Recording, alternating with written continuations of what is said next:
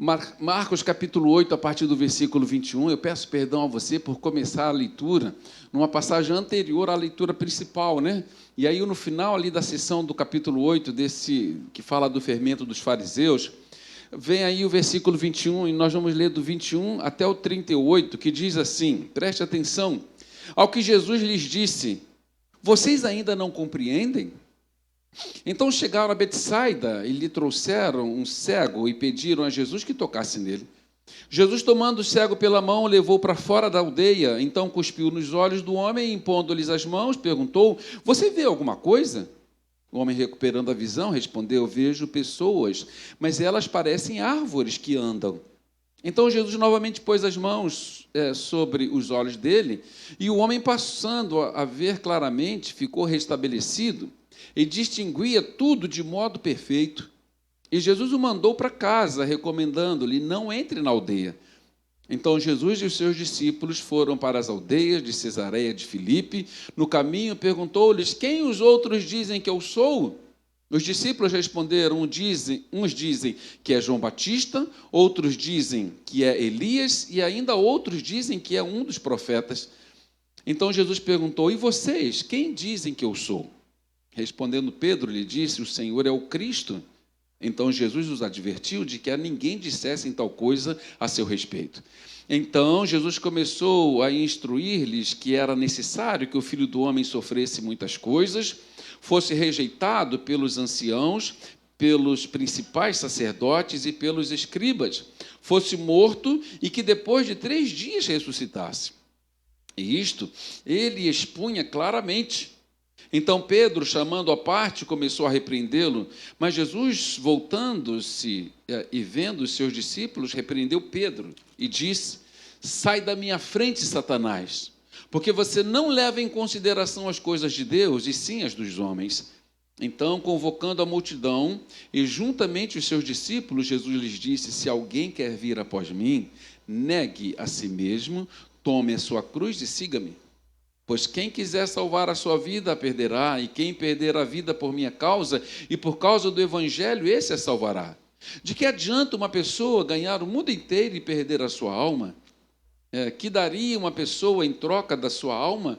Pois quem nesta geração adúltera e pecadora se envergonhar de mim e de minhas palavras, também o Filho do Homem se envergonhará dele, quando vier na glória do seu Pai com os santos anjos. Pai amado, mais uma vez, entramos na Tua presença e Te agradecemos pela leitura da palavra, que é fonte de vida para nós, ó Deus. Aqui nós conhecemos a Deus, aqui conhecemos a nós mesmos também, Senhor, e vemos a nossa miséria, a nossa necessidade de um Deus que salva, de um Deus todo-poderoso. Te peço, meu Deus, unge os meus lábios, também os nossos ouvidos, para que ouvindo a Tua palavra, Senhor, possamos guardar no coração, para que ouvindo a Tua palavra e sendo convencidos pelo Espírito Santo que habita em nós e que está presente aqui, Senhor, também possa nos conduzir, nos nortear, nesse mundo tão perdido, Senhor, em santidade, novidade de vida, e como missionários nesse mundo, possamos falar do Teu amor. É o que eu oro grato, em nome de Jesus. Podemos sentar um pouquinho. Até que horas? Eu chamei essa mensagem de vocês ainda não compreendem? O título, o versículo, na frase final ali dessa porção do capítulo 8, Jesus lhes disse, vocês ainda não compreendem? Eu entendo que a Bíblia, ela não foi escrita em capítulos e versículos, mas foi escrita como um livro, né, direto. Mas para compreensão foi separado os capítulos e os versículos, então a gente precisa ler todo um contexto, ou todo o texto, para a gente poder entender, e eu creio que toda essa passagem aqui, ela fala de uma coisa só, que os discípulos ainda não estavam compreendendo quem era Jesus, que os discípulos, mesmo estando com o Senhor, mesmo vendo milagres acontecer, mesmo vendo Jesus andar sobre o mar, mesmo fazendo milagres, eles ainda não entenderam a missão, nem do Senhor e nem deles mesmos. Os discípulos ainda não tinham compreendido quem Jesus era, não tinham compreendido a sua missão, e por conta disso também não compreenderiam nem a missão deles próprios. Há uma coerência aqui nesse texto. Há uma coerência, pois Jesus estava aqui na passagem anterior repreendendo ali a incredulidade dos discípulos. Eles estavam com medo porque não tinham pão para certa viagem, quando o Senhor há pouco tempo já tinha feito a multiplicação dos pães e dos peixes, e ali agora, porque não tinham pão em certa quantidade, eles estavam murmurando e pensando coisas totalmente erradas. E Jesus diz: vocês ainda não compreendem? E aí vem essa passagem aqui, do cego em Betsaida. Vem essa passagem de um homem que era cego, e o Senhor vai lá, cospe, leva ele à parte, cospe lá no chão, pega um pouco de lodo, bota nos olhos do homem. Jesus nunca mandou a gente fazer isso. Há certas coisas que são só contadas, mas não manda a gente repetir. Jesus nunca mandou a gente cuspir, fazer. Eu já vi tanto absurdo acontecendo no mundo teológico. Eu já vi pessoas cuspindo literalmente, botando água na boca e assoprando nos outros. Eu já vi tanta coisa. E você já viu também, né? Você tem internet tanto quanto eu. Há certas coisas que o Senhor mostrou ali, mas os discípulos não tinham compreendido. E quando ele toca, quando ele faz aquilo ali, o cego não enxergou claramente, mas enxergava as pessoas como árvore, diz ele aqui, né? Que eram compridos, não estava enxergando literalmente. Aí também a gente não precisa entender como campanhas de oração. Às vezes a igreja faz isso também, né? 7 dias de oração, 7 dias de campanha, isso mobiliza a igreja, isso faz com que alguém assuma um compromisso de estar 7 vezes lá na igreja, né? Mas é instrumentalidade para alguma coisa, e às vezes até esperteza de alguns para que possa encher a igreja, né? Mas foi necessário aquilo ali para que aquele cego... para que o Senhor pudesse mostrar a alguns que ainda são como este cego, enxergam as coisas sem foco, sem claridade, sem convicção. E os discípulos do Senhor estavam exatamente como este cego aqui, enxergando as coisas muito mal. Eles não compreenderam quem era Jesus, eles não estavam compreendendo. E eu não sei se você percebeu fortemente a leitura que a gente fez, existem 7 vezes, né, foi usada aqui uma palavra. Foi usada aqui uma palavra, né, que é um advérbio, né, que é o então. Essa palavra é uma palavra explicativa, isso vai explicar o que estava acontecendo depois, né? E por 7 vezes, no versículo 22, no 25, no 27, no 29, no 31, no 32 e no 34, ela une pensamentos. Une uma ideia a outra ideia, parece que dá uma evolução também na ideia do que estava anteriormente, e ele evolui. Então, aconteceu isso e isso. E aí ele vai explicar, ele está ali ensinando, ele está ali mostrando, olha, isso aconteceu para que isso aconteça. Então, ele começa a explicar, ele diz, vocês ainda não compreendem.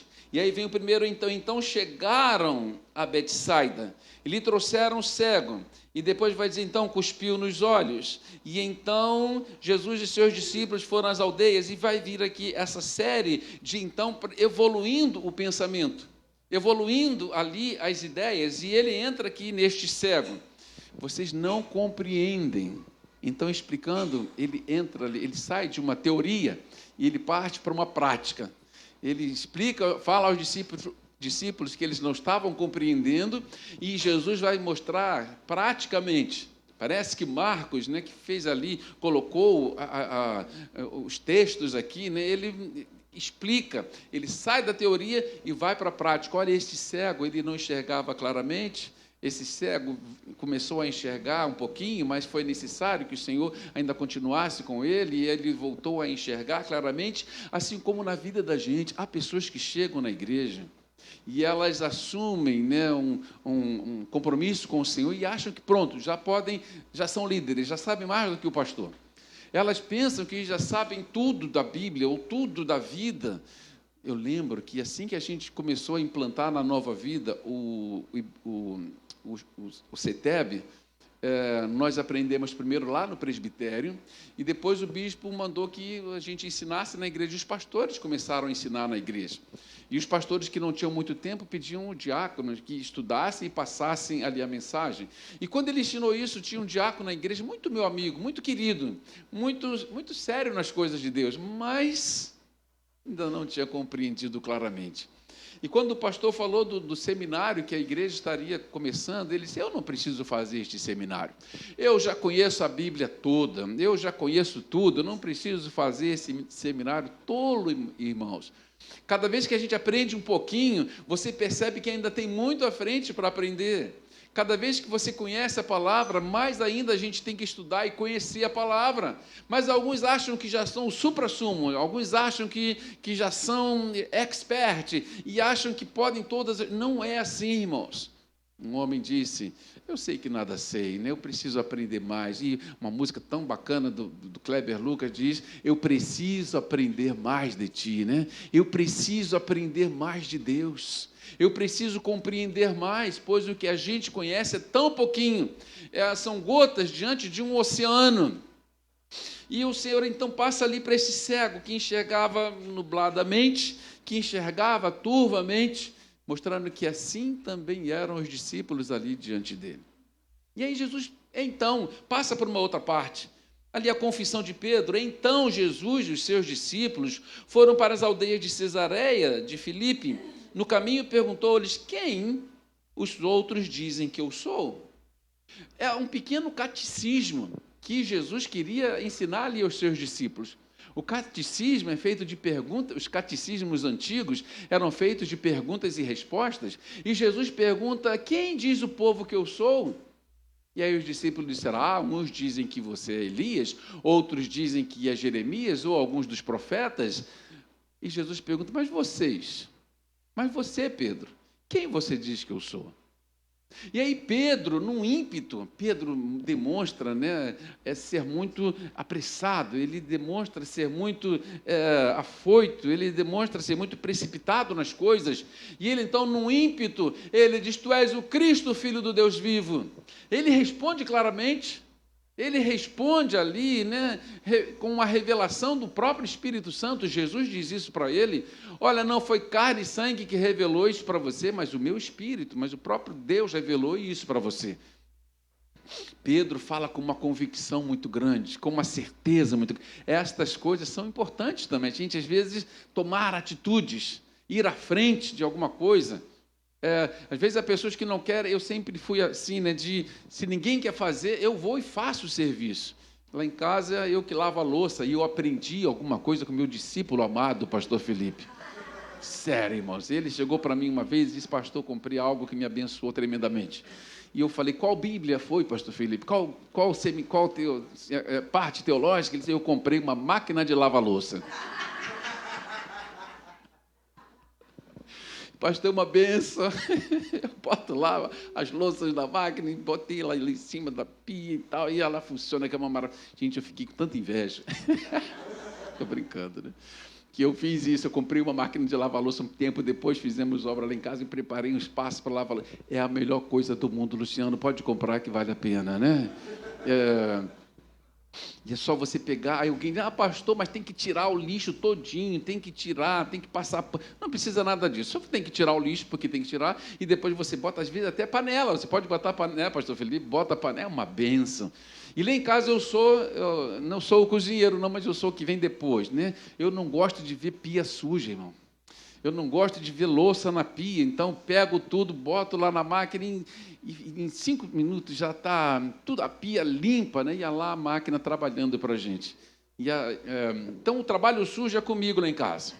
Pego tudo, louça, pia limpa, tudo na máquina, aquilo que ninguém quer fazer, porque às vezes, deixa aí que depois a gente lava, deixa aí. Não deixo nada para depois, pego tudo, boto na máquina, e é uma benção. Muito obrigado, pastor Felipe, né?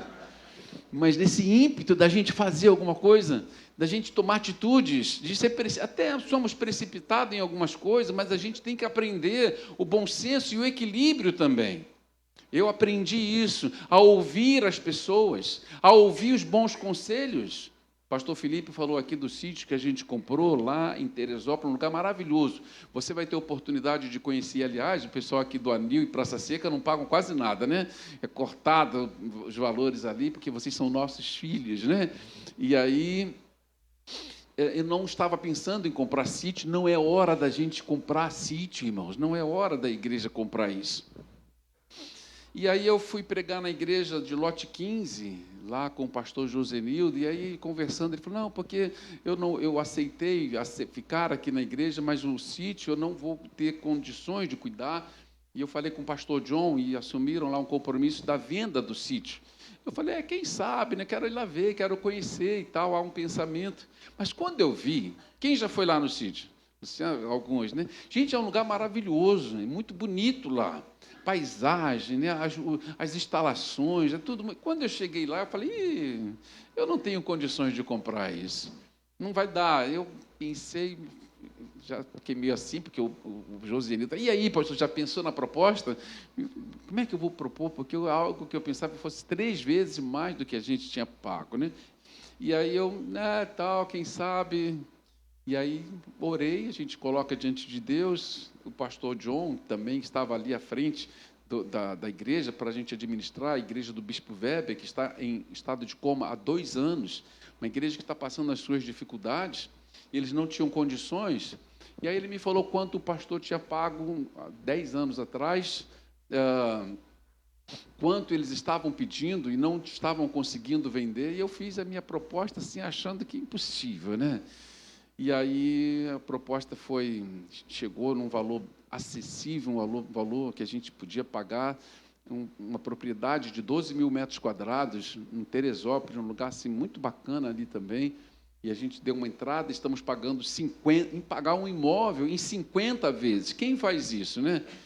Com preço menos da metade do que eu tinha imaginado, né? A proposta foi aceita.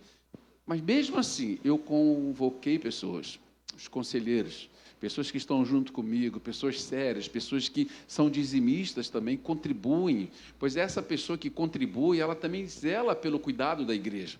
Ela também se importa com a administração, ela também se importa onde o pastor gasta o dinheiro, né? E ela vê onde está sendo gasto o dinheiro.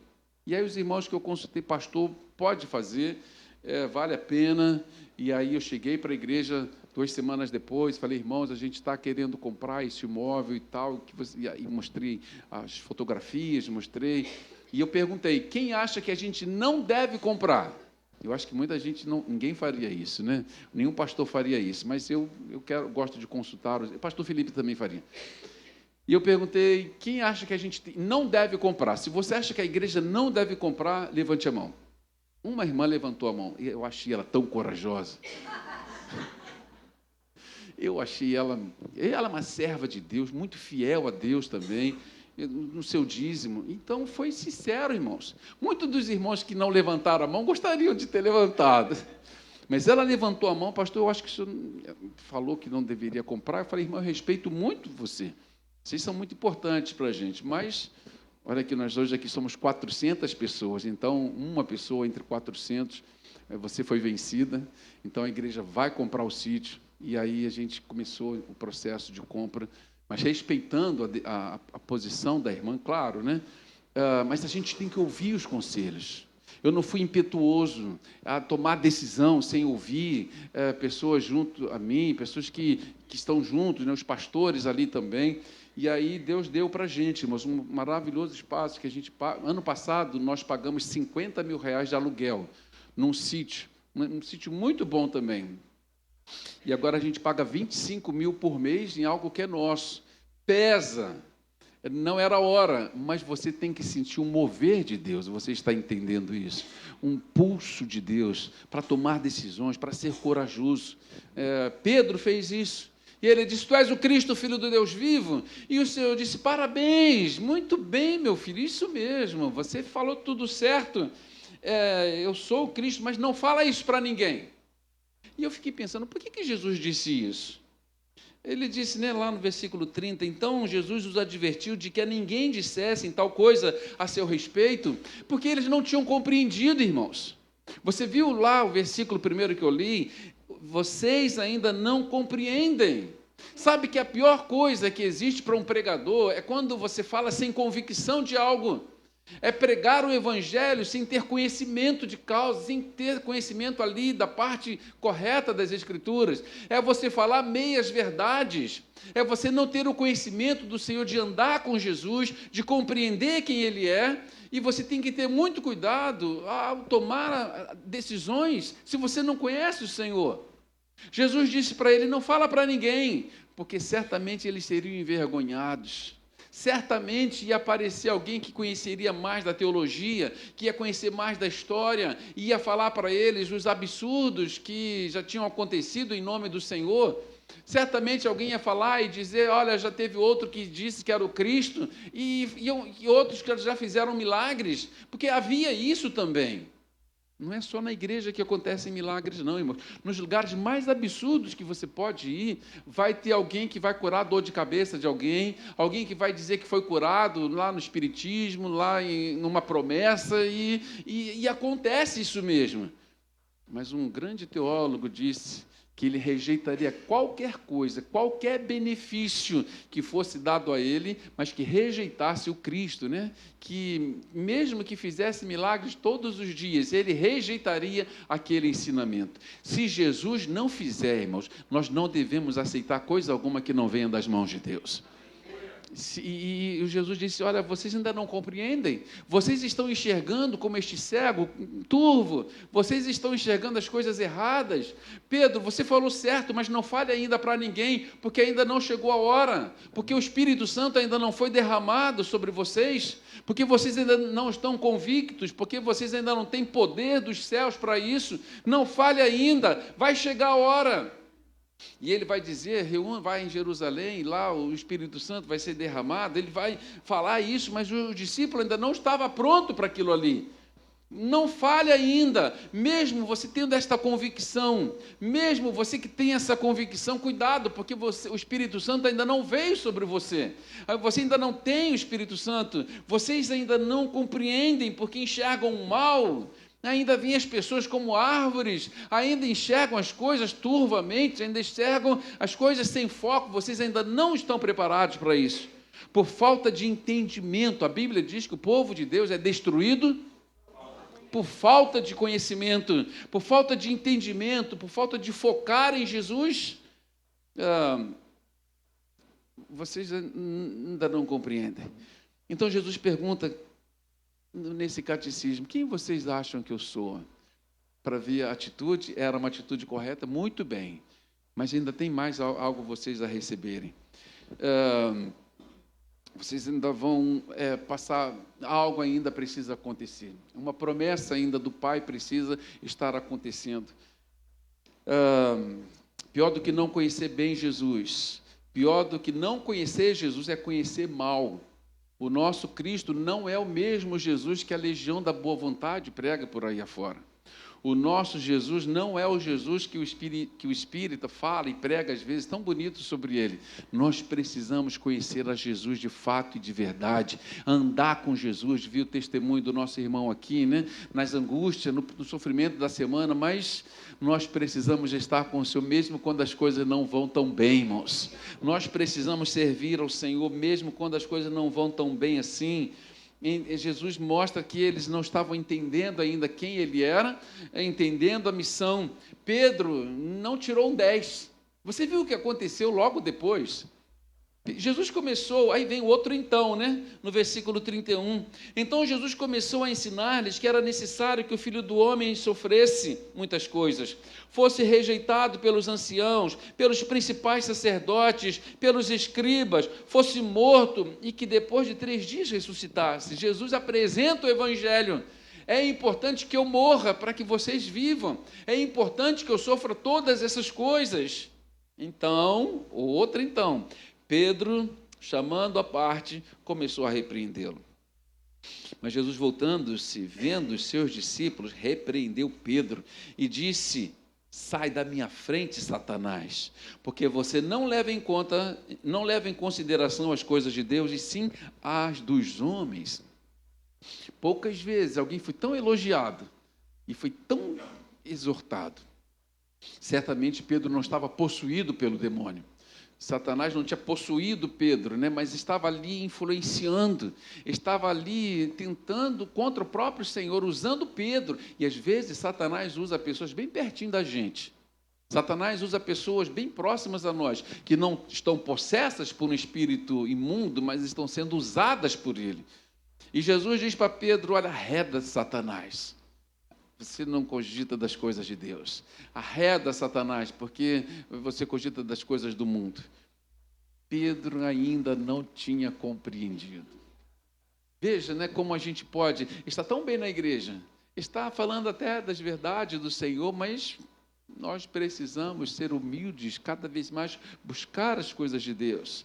Mesmo sendo quem Ele era, mesmo sendo usado por Deus em algum momento, você tem que vigiar constantemente para não ser usado pelo inimigo. Vigia, irmão. Diga assim: eu preciso vigiar mais. Jesus arreda Satanás. Não cogita das coisas divinas. Pedro ainda não tinha compreendido o Evangelho. Lá em Mateus capítulo 16. Vamos lá, volte um pouquinho. Segura aqui essa passagem em Marcos, mas vamos em Mateus, que fala a mesma coisa, mas com mais argumento. Mateus capítulo 16.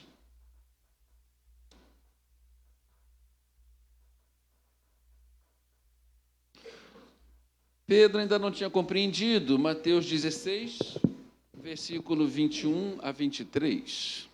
Você achou? Diga amém.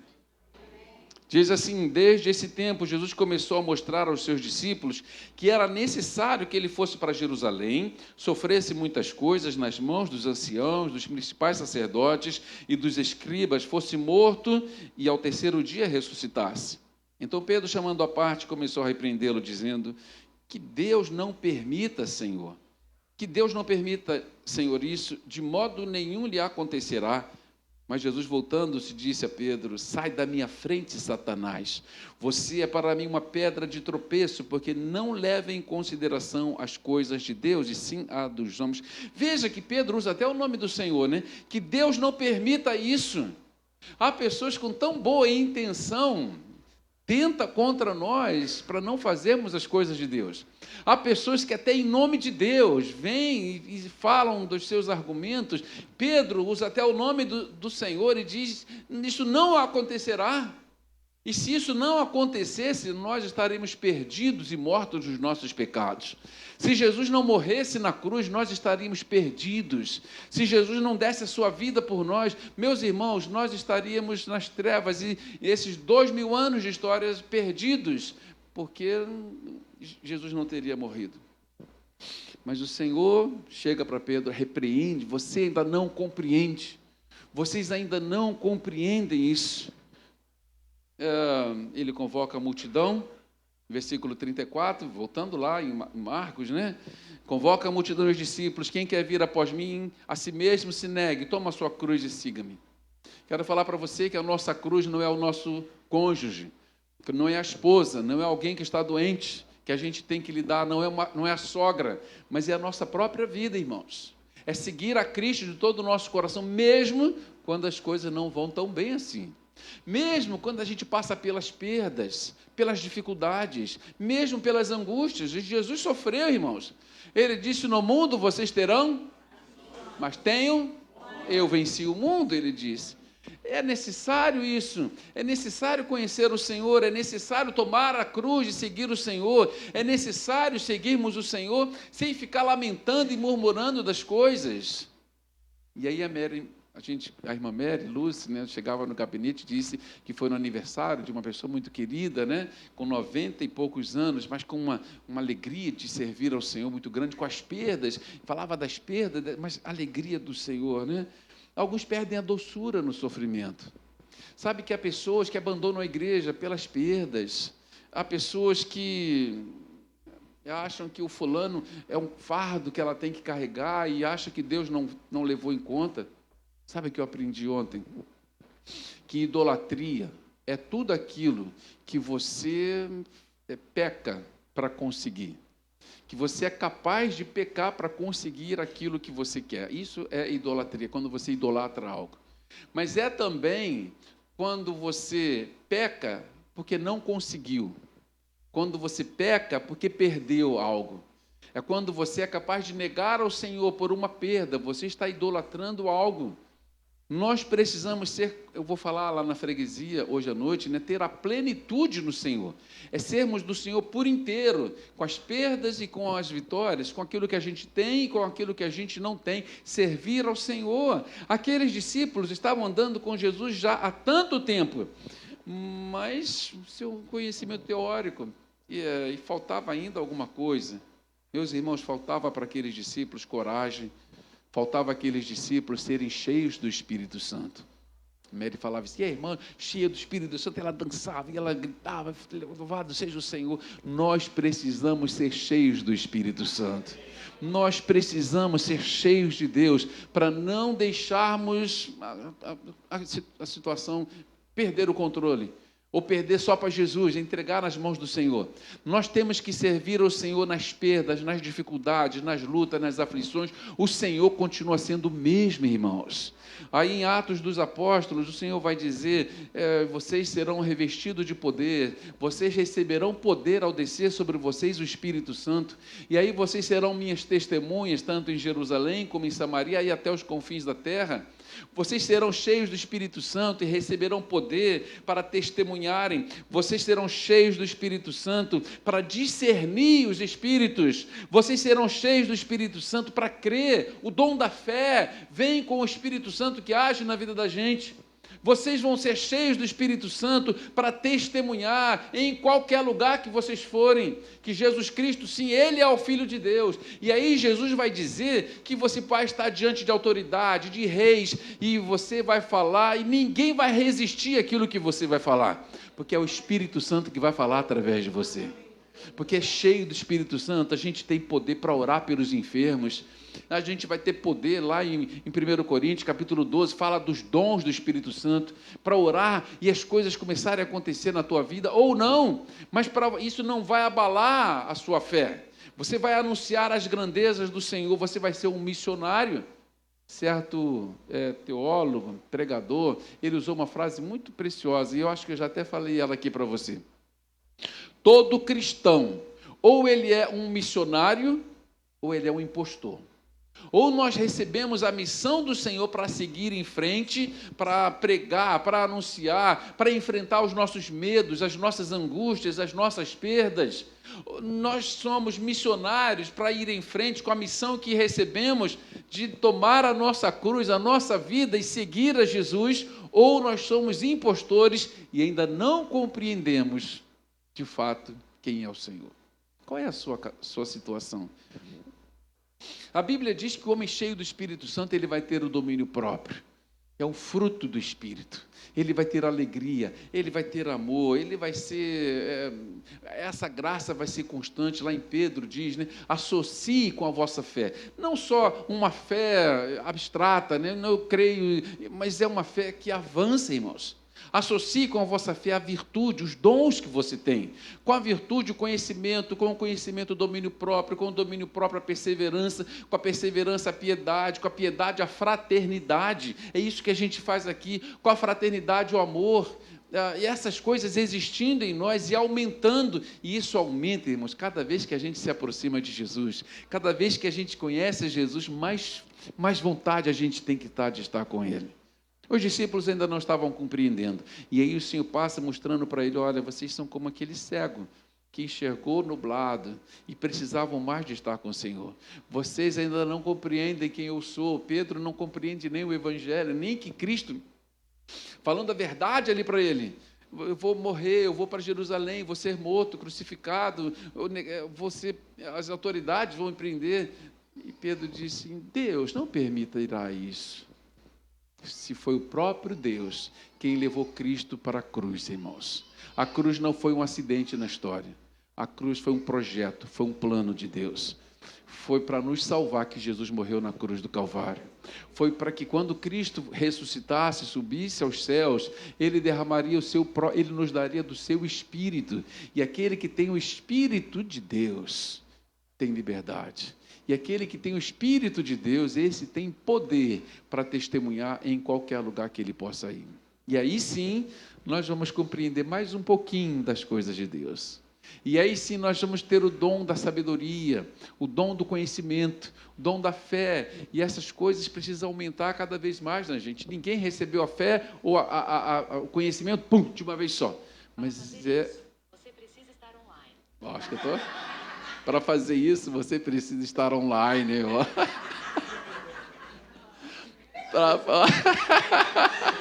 Tá ligada, você viu, né? Você precisa estar online com o Senhor, você precisa estar online com o Espírito, você precisa estar na presença de Deus. Você compreende isso? Muitos estão por aí a seguir sem entender.